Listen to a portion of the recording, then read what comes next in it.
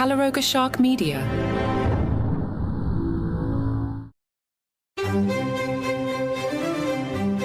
Hello and welcome to Palace Intrigue. I am your host, Mark Francis.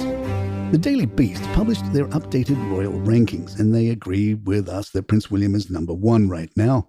Per the Beast, the ranking is number 1, Prince William, now considered more powerful than King Charles due to the King's illness and William's role as family disciplinarian.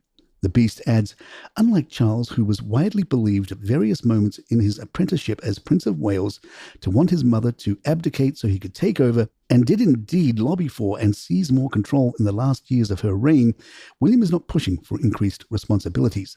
On the contrary, he and Catherine are distraught at the idea of his destiny being forced upon him before their children finish school.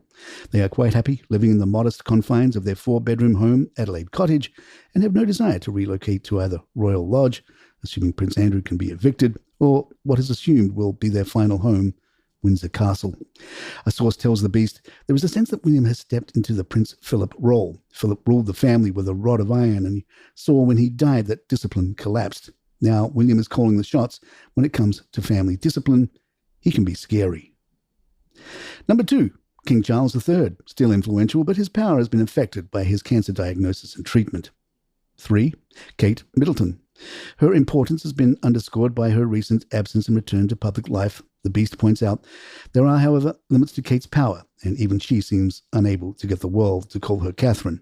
4, Prince Harry and Meghan Markle. They retain power through their ability to disrupt, even from exile.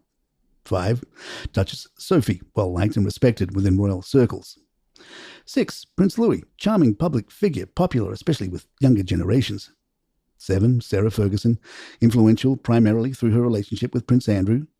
8, Princess Anne, known for her hard work and significant influence on the monarchy. 9, Queen Camilla, reluctant to be in the spotlight but stepped up during Charles' illness. 10, Prince Edward, described as potentially maturing into an inoffensive national treasure.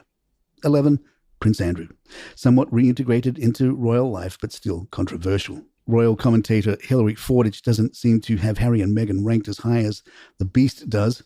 Hilary tells The Express, it is the biggest plummet in popularity in history. To have gone from the number 1 most popular royals after the Queen, Harry has now gone to just above Prince Andrew.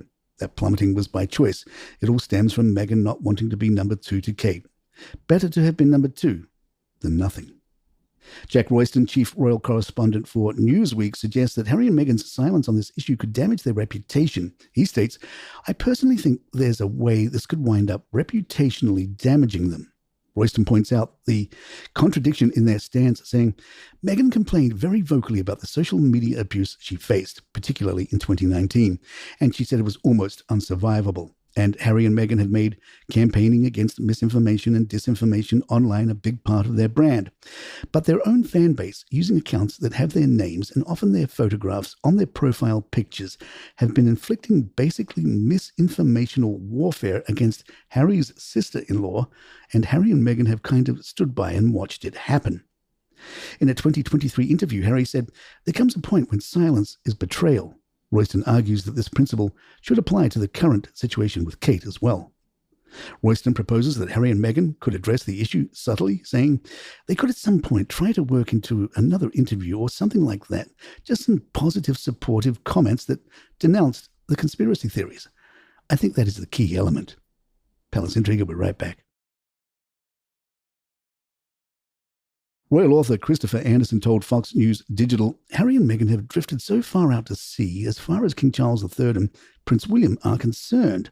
There is really no foreseeable way in which they'll ever be welcomed back, even if Harry was to throw himself at the King's feet and beg for forgiveness, which Harry is not about to do. The best he could hope for would be crumbs from the royal table and the sort of grudging acceptance that is currently being afforded to Harry's disgraced uncle, Prince Andrew. If Harry and Meghan are determined to monetize their titles, then they'll just be digging that hole deeper and deeper. But if they simply use their California-centric celebrity to build their brand and steer clear of overtly capitalizing on the Sussex name and Windsor connection, well, everybody has a right to make a living. Even then, there would still be acrimony and zero chance of Harry getting back into the King's and William's good graces. Royal correspondent Russell Myers told Sky News Australia, members from the royal family have told Harry if he wants a relationship with the rest of the family, then first and foremost he has got to stop talking about them. They can't go about making money off their associations with the royal family. They're going to have to sort of realize if they're going to have a relationship with the rest of the royal family, they can't go about trashing them.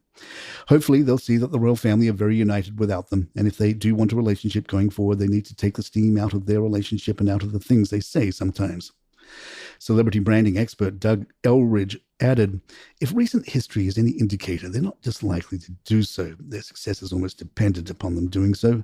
Harry and Meghan have had very different paths and levels of global popularity. Prior to their split from the royal family, everything they've done since their royal exit has been off the backs of their royal connection. Can they be prohibited from monetizing their former current royal status? Probably not.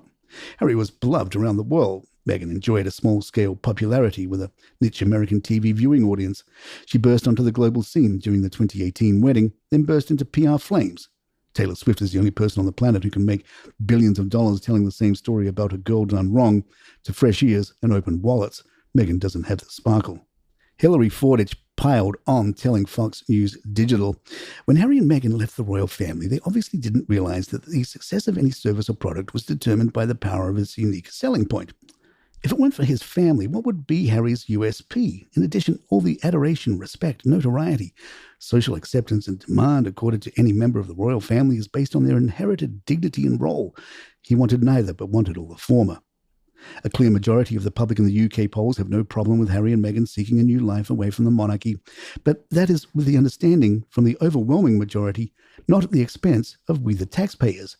Therefore, the king has to take public sentiment into account. While there are those who may speculate that cutting their security, for example, was an ego issue, it's just as much as an issue of survival. Like his mother, Queen Elizabeth II, before him, he is responsible for the longevity and existence of the monarchy.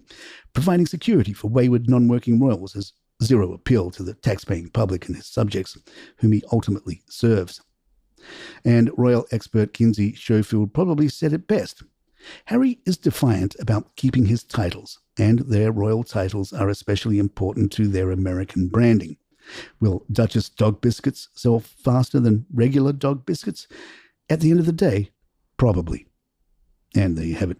If you'd like to email us, our address is thepalacintrigue@gmail.com. Please follow us on Spotify, Apple, or the app of your choice. Write us a review, leave some stars if you love the show.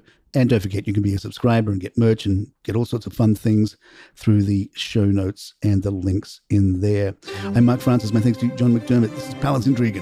Good times.